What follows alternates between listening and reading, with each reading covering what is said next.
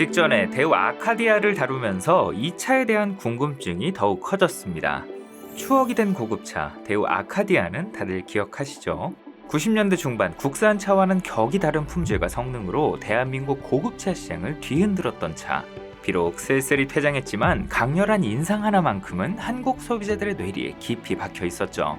그 차의 진짜 이름이 혼다 레전드였다는 사실, 이제는 많은 분들이 알고 계실 겁니다. 그리고 7년의 세월이 흘러 그 차는 마침내 자신의 이름을 걸고 한국 땅을 다시 밟게 되는데요. 명불허전의 주행 성능으로 기술의 혼다가 추구하는 가치를 제대로 경험하게 해줬던, 오늘은 혼다의 플래그십 세단 레전드 이야기입니다.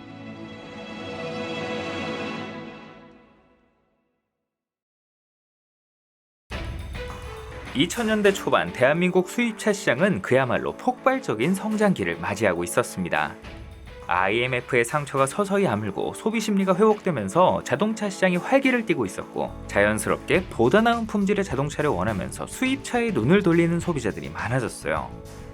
특히 외화 낭비, 과소비 프레임을 씌워가며 수입차에 대한 부정적인 인식을 만들기 바빴던 8, 90년대와 달리 특정 국가의 수입 의존도를 낮추기 위해 일부 제품의 수입을 막는 수입선 다변화 조치를 해제하고 관세를 인하하는 등 정부의 규제 완화에 힘입어 수입차 업계에도 순풍이 불어왔습니다.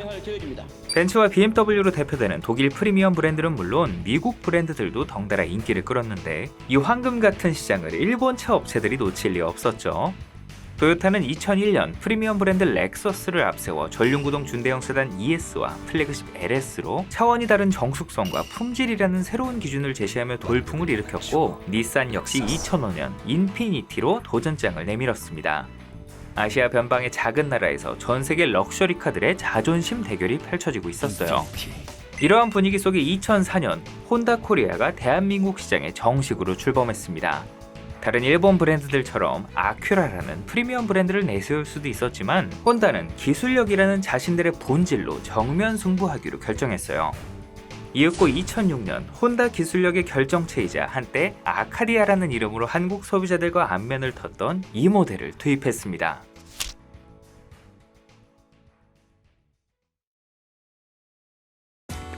대우 아카디아가 단종되고 7년이 흐른 2006년 4세대 레전드가 한국 시장에 상륙했습니다. 이는 2004년 일본에서 출시된 후 2년 만에 데뷔였죠.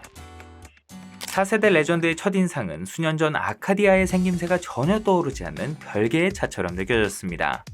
과거 레전드의 단정함 속에 숨은 역동성, 소프트 카리스마보다는 성격을 있는 그대로 드러낸 한껏 긴장된 근육질의 모습으로 돌아왔어요. 혼다의 패밀리룩인 전면부의 오각형 그릴과 날카로운 헤드램프, 화살을 모티브로 했다는 쐐기형 디자인은 먹잇감을 향해 돌진하는 독수리처럼 전체적으로 예리한 인상이었고, 전면 유리를 최대한 눕힌 캡포워드 스타일로 가만히 있어도 튀어나갈 듯 스포티한 분위기를 연출했습니다. 보닛에서 트렁크까지 한 번에 그어진 듯한 팽팽한 숄더 라인과 풍부한 볼륨감은 이 차가 단순한 고급 세단이 아닌 달리기의 진심인 스포츠 세단임을 암시했죠. 후면부 역시 강렬한 LED 리어 램프, 대구경 듀얼 머플러로 고성능 이미지를 강조했어요. 다만 호불호가 갈리기도 했죠. 웬만한 후륜구동 세단보다 더 멋진 비레미를 자랑하던 과거 레전드 대우 아카디아와 달리 이 차는 대쉬2X를 앞바퀴와 A필러 사이의 간격이 짧아지면서 보편적인 전륜구동 대형차의 비율을 갖게 됐습니다. 또 캡포워드 디자인을 쓰는 차들이 보닛과 데크가 상대적으로 짧게 느껴져 차가 작아 보이는 경향이 있는데, 이 차 역시 그런 느낌이 두드러졌고, 느낌뿐만 아니라 스포츠 세단 컨셉에 더욱 집중하면서 실제로 휠베이스와 차체 사이즈를 줄이기도 했어요. 덕분에 대형차다운 포스가 좀 희석됐죠. 실내 역시 고급스러움과 외관의 스포티함이 공존하는 공간이었습니다. 질 좋은 가죽과 일본의 대표 가구 브랜드 텐도 목공과 협업한 장미목 우드그레인, 정교하게 가공된 금속 장식을 적재적소에 사용해 럭셔리카다운 분위기를, 또 독수리가 날개를 펼친 듯 좌우대칭으로 설계된 대시보드와 운전자를 향해 뻗어나온 센터 패시아는 마치 항공기의 콕핏을 연상시켰고, 입체감이 돋보이는 3서클 타입 계기판과 8인치 대화면 모니터가 첨단 감각을 더해주면서 최신 차량에 탔다는 느낌을 줬습니다. 최상단에는 디지털 시계와 공조 정보 등을 제공하는 별도의 디스플레이를 마련해 시인성을 높인 것도 좋은 부분이었고요. 특히 보스와 공동 개발한 10개 스피커의 5.1 채널 서라운드 시스템은 음악 감상에 즐거움을 더해주는 것은 물론 액티브 노이즈 캔슬레이션 같은 첨단 기술까지 품어 고급차에 걸맞는 정숙한 주행 경험을 선사했죠.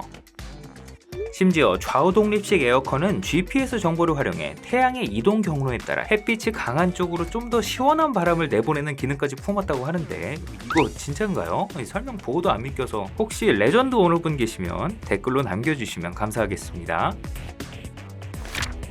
휠베이스는 크게 짧아졌지만 실내 공간은 오히려 넉넉해졌습니다. 직전 3세대 모델까지 고수하던 긴 보닛, 새로 배칠 레이아웃을 포기하고 캡포워드 디자인을 선택한 대가로 공간만큼은 확실하게 챙겼어요. 늘어난 전폭으로 실내 좌우폭이 넓어져 쾌적했고 3단계로 조절 가능한 앞좌석 열선 및 통풍 시트, 뒷좌석 승객을 위한 전용 에어벤트는 물론 측면 수동식 커튼과 후면 전동 블라인드까지 챙겨 가족과 함께하기에 가끔은 중요한 손님을 모시기에도 만족스러운 거주성을 제공했습니다. 트렁크 공간도 꽤나 넉넉해졌습니다만 뒷바퀴에 이런저런 장치가 많이 붙으면서 좀 울퉁불퉁해졌죠. 전동으로 여닫을 수 있도록 한 점은 고급차다운 구성이었고요. 다만 어딘가 나사 하나 빠진 듯한 구석도 있었는데요. 2세대 레전드 아카디아에도 있던 뒷좌석 열선 시트나 리클라이닝을 빼먹은 것은 이해하기 어려웠고 8인치에 달하는 대화면 센터 디스플레이를 탑재했음에도 응당 있을 법한 TV와 DVD 같은 엔터테인먼트 기능을 지원하지 않은 것은 다소 황당하게 느껴지는 지점이었습니다. 심지어 GPS까지 갖추고 있어 위도와 경도를 큼지막하게 알려주는데 한국형 내비게이션 시스템을 준비하지 못해 그저 음악 정보나 후방 카메라를 보는데 만족해야 했죠. 물론 위치도 적절하고 디스플레이 자체는 멀쩡해서 나중에 애프터마켓 장인들의 손을 빌리기는 수월했지만요.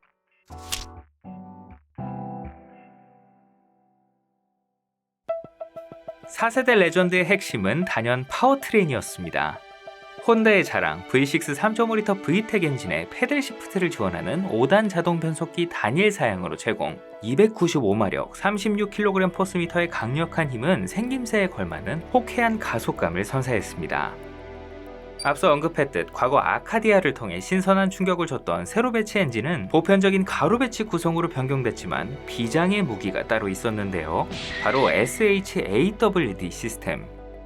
앞에 붙은 SH는 슈퍼 핸들링의 약자로 단순히 네 바퀴의 구동력을 배분하는 것을 넘어 뒷바퀴의 좌우 구동력까지 0에서 100까지 자유자재로 제어하는 혁신적인 기술이었습니다.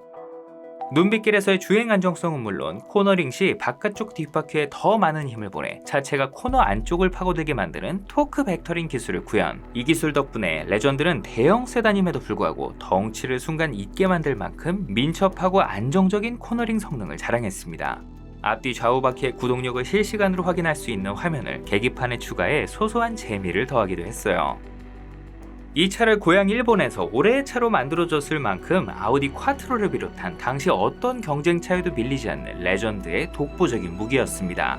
이 시기 우리나라에서 살 수 있는 몇 안 되는 사륜구동 세단이라는 점도 강력한 세일즈 포인트가 됐죠. 네 바퀴를 굴리기에 당연하게도 연비가 좋지 않았다는 게 문제긴 했지만요.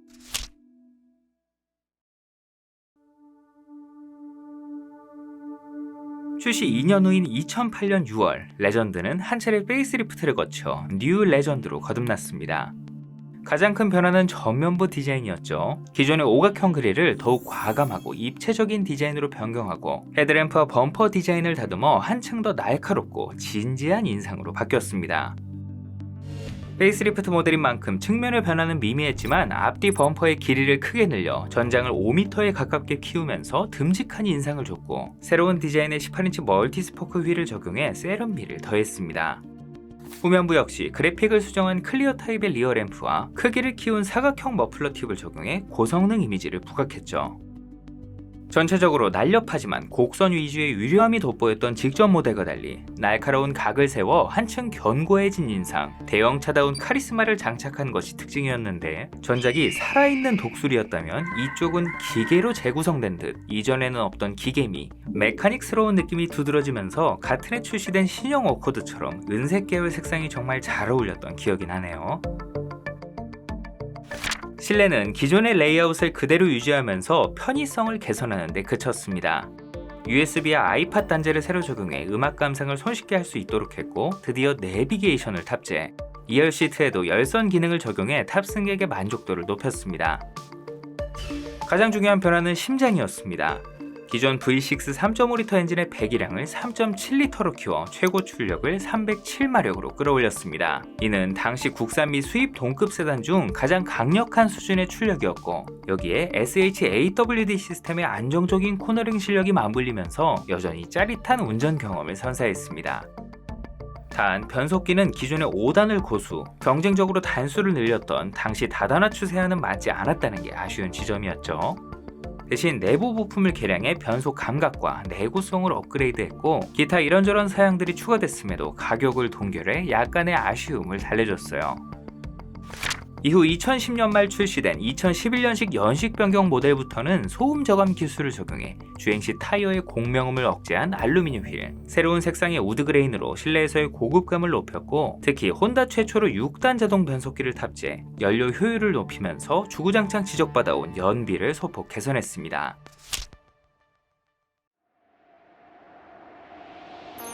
전문 매체와 소비자들은 레전드의 뛰어난 기술력과 주행 성능에는 찬사를 보냈지만, 이게 곧 판매량으로 이어지진 않았습니다. 연간 판매량이 100수십 대 수준에 머물면서 아카디아의 서름을 갚기는커녕 안타깝게도 더 처참한 성적을 기록했어요. 그런 사람이에요. 실패의 원인은 명확했습니다. 가장 큰 문제는 이번에도 가격. 아무리 수입차 또 성능이 좋다고 해도 혼다라는 대중 브랜드의 로고를 단 7천만원짜리 세단을 선뜻 구매하기 쉽지 않았습니다. 설상가상 2008년 미국발 금융위기 이후 엔고 현상이 함께 일어나면서 일본에서 차를 가져오는 혼다차의 가격이 동반 상승, 가격 경쟁력이 떨어진 것도 판매량에 타격을 줬어요. 무엇보다 시장의 분위기가 많이 달라졌죠. 경쟁차가 딱히 없었던 과거와 달리 국산 및 수입 경쟁차가 너무나도 많았습니다. 전통의 강호 독일 프리미엄 브랜드는 물론 캐딜락과 볼보, 그 사이에 치고 들어온 동양 친구 렉서스와 인피니티 같이 비슷한 가격대의 세단들이 저마다의 매력을 뽐내고 있었죠. 또 렉서스로 대표되는 일본차 이꼴 정숙함, 안락함이라는 공식이 강했던 당시 시장에서 레전드의 상대적으로 비좁은 공간, 스포티한 승차감과 주행 감각은 다소 이질적으로 받아들여졌습니다. 유럽 감각의 일본차보다는 진짜 유럽차를 사면 됐으니까요. 출시 초반에는 생소한 차라는 이유만으로 그저 좋아 보였던 외제차 프리미엄 덕분에 그나마 선방했지만 이후 판매량이 급격하게 하락. 한 발 앞서 등장한 렉서스 ES가 수입차 판매 1위를 지키며 이른바 강남 소나타로 자리 잡는 것을 그저 바라만 보고 있어야 했습니다. 판매량은 많지 않았지만 중고차 시장에서는 소수의 매니아들에게 환영받았습니다. 동급 대비 감가율이 높아 비교적 저렴한 가격에 사륜구동 스포츠 세단의 짜릿한 주행 감각과 혼다 엔진의 신뢰성을 경험할 수 있다는 점이 가장 큰 매력이었죠. 단 위에서 언급했듯 부담스러운 연비, 사악한 수리비는 구매를 망설이게 하는 요인이었습니다. 한편 북미 시장에서는 이번에도 혼다의 프리미엄 브랜드 아큐라의 로고를 달고 판매됐습니다. 레전드라는 차명을 유지했던 2세대 모델과 달리 알파뉴메릭 스타일을 도입한 아큐라의 장명법에 따라 직전 세대부터 RL이라는 이름으로 개명됐죠. 현지 언론과 전문가들로부터 SHAWD 시스템을 중심으로 한 뛰어난 주행 성능에 대해 극찬을 받았지만, 브랜드 밸류면에서 렉서스, BMW, 벤츠의 아성을 넘기에는 역부족이었고, 높은 가격과 이미 신뢰가 쌓여있던 레전드라는 이름을 포기한 것도 악영향을 줬습니다. 결국 북미 판매량이 연간 1만 대를 넘지 못하는 저조한 실적을 기록하며 혼다에게 깊은 고민을 안겨줬죠. 혼다 하면 떠오르는 게 기술만 있는 건 아니죠. 또 다른 키워드는 바로 도전 정신입니다. 이런 판매 부진 속에서도 혼다는 절치부심하며 더욱 새로운 플래그십 세단을 준비하기 시작했죠.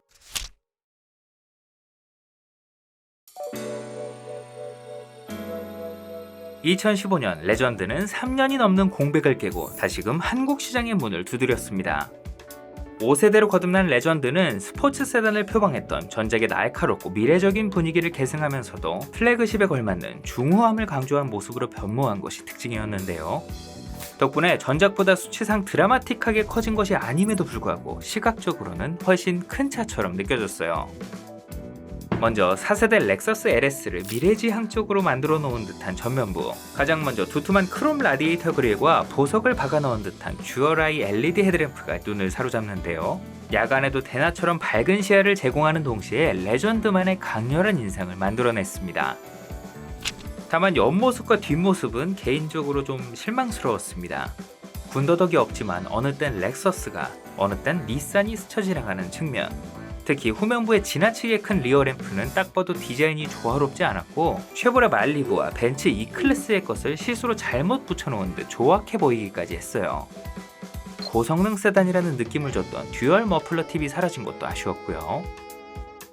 전반적으로 중장년층의 패밀리카 혹은 비즈니스 세단으로 주로 쓰이는 2차급의 수요에 발맞춰 왠지 타협을 한 듯한 생김새로, 좋게 말하면 대중성이 높아졌지만 한편으로는 개성을 잃어버린 것처럼 보이기도 했습니다. 실내는 일본 빅3 메이커 중 가장 하이테크한 감각을 뽐내는 혼다답게 꾸며졌습니다. 이번에도 좌우 대칭 레이아웃을 사용했고 당시 혼다 인테리어의 특징이었던 듀얼 디스플레이를 중심으로 색다른 경험을 선사했죠. 동굴 안에 자리한 8인치 화면은 내비게이션과 엔터테인먼트를, 하단 7인치 화면은 공조와 오디오를 담당하며 기능성을 높였습니다. 크렐 프리미엄 사운드 시스템은 무려 14개의 스피커로 고급차에 기대하는 준수한 음질을 제공했어요. 여기에 안드로이드 오토와 애플 카플레이 같은 최신 폰 커넥트 기능, 어라운드 뷰 모니터, 전자식 주차 브레이크와 단짝인 오토홀드, 앞좌석 열선 및 통풍 시트 등 국내 소비자들이 선호하는 편의 장비도 도입했죠. 열선 스티어링 휠이 없는 건 오게 티네요. 차가 커진 만큼 뒷좌석 공간도 더욱 만족스러워졌습니다. 쾌적한 머리 공간과 발 공간은 물론 열선 기능을 내장한 안락한 시트, 후방 및 측면 커튼까지 빼먹지 않고 챙겨 이제는 누군가를 모시는 용도로 사용해도 부족함 없는 편의성을 제공했습니다. 트렁크도 한결 깔끔하게 매만졌어요. 다만 이 시기 혼다는 인테리어를 멋지게 다듬는 것에는 소질이 없는 듯 했습니다. 전작 대비 소재감이 눈에 띄게 좋아졌고 첨단 감각이 물씬 풍기기는 했습니다만 별도의 터치스크린까지 추가로 달아놓고도 그 아래 조그 셔틀과 버튼들을 뭉탱이로 달아놓는 등 인테리어가 어딘가 어수선해 보였어요. 실물로 봤을 때 그랜저 HG와 쉐보레 임팔라의 실내를 섞어 넣은 듯한 느낌이더라고요.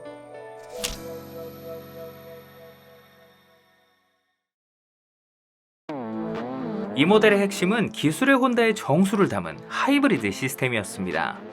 V6 3.5L 직분사 엔진과 7단 DCT, 3개의 전기 모터를 결합한 이름하여 스포츠 하이브리드 슈퍼 핸들링 올휠 드라이브 시스템, 2세대로 거듭난 슈퍼카 NSX의 기술을 그대로 이식한 것이었죠.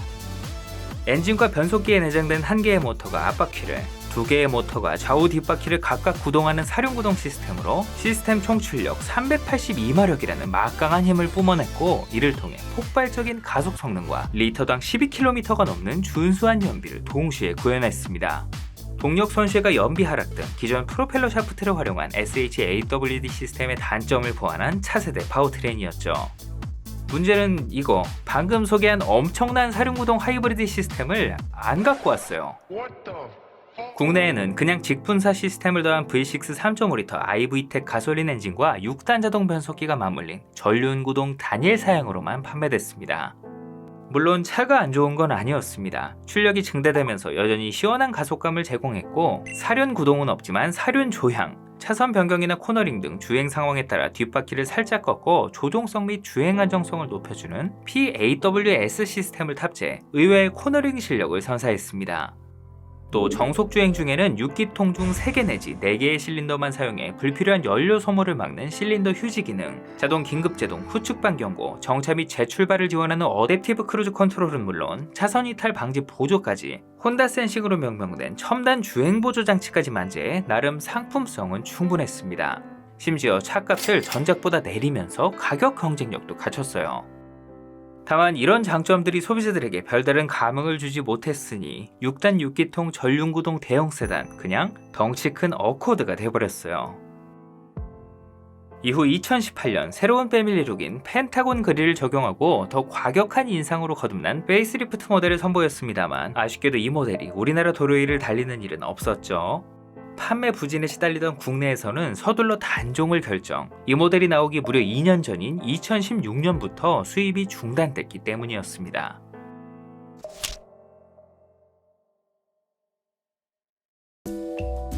5세대 레전드는 한국 소비자들이 선호하는 더욱 커진 차체, 각종 첨단 기술을 적용해 미래지향적이면서도 중후한 멋을 가진 대형 세단으로 거듭났습니다만 외려 전작보다 더 암울한 성적표를 받았습니다. 실패의 원인은 복합적이었습니다. 불과 몇 년 새 수입차가 흔해지면서 소비자들이 대중 브랜드와 프리미엄 브랜드를 철저하게 구분하기 시작, 혼다의 로고와 애매하게 높은 가격표를 달고 있던 레전드는 설 자리를 잃었습니다. 그 사이 현대차가 칼을 갈고 내놓은 2세대 제네시스의 급부상으로 가성비 좋은 고급차라는 포지션은 국산차에 뺏긴 데다 독일 프리미엄의 벽은 더더욱 높아졌어요. 내부의 원인도 무시할 수 없었죠. 5세대 모델의 가장 큰 특징인 하이브리드 SH-AWD, 레전드의 독보적인 장점으로 전작에서 매니아가 생길 정도였던 사륜구동 시스템을 제외하고 전륜구동 모델만 단일 판매한다는 선택은 경쟁력을 스스로 거세한 모양새가 되면서 판매량 부진에 기름을 부었죠. 결국 연간 판매량이 100대, 월간 주간 아니에요, 연간입니다. 판매량이 세 자릿수를 넘기기 힘들었고 보이면 로또를 사야 할 만큼 희귀해졌습니다. 그 와중에 대부분은 전시차나 시승차, 관계자용 차량이었으니 실제 개인 고객은 더 적다고 봐야죠. 이 5세대 모델이 팔렸다는 사실 자체를 모르시는 분들도 많아요.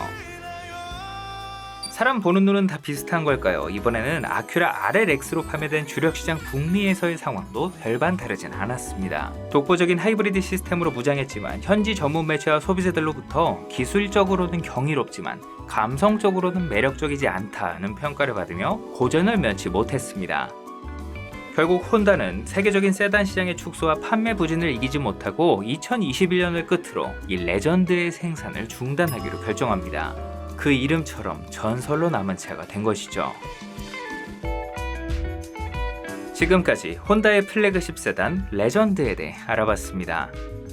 특별한 인연으로 대한민국 자동차 시장과 연을 맺었던 레전드는 끝끝내 성공하진 못했지만 명실상부 혼다의 플래그십 세단으로서 기술의 혼다가 추구하는 가치가 무엇인지 국내 소비자들에게 명확하게 보여줬습니다. 시장의 트렌드를 맹목적으로 따르기보단 자신들만의 방식으로 달리는 즐거움과 혁신을 이야기했던 나름의 매력을 뽐낸 모델이라는 것에는 다들 동의하실 거예요. 비록 전설로만 남게 됐지만 아카디아로부터 시작된 레전드의 역사는 대한민국 자동차 팬들의 가슴 속에 깊은 인상으로 남아있을 겁니다. 여러분들의 기억 속의 혼다 레전드는 어떤 모습이었나요? 다음에도 흥미로운 이야기로 돌아오겠습니다. 사소하지만 궁금한 자동차 이야기 멜론 머스크였습니다.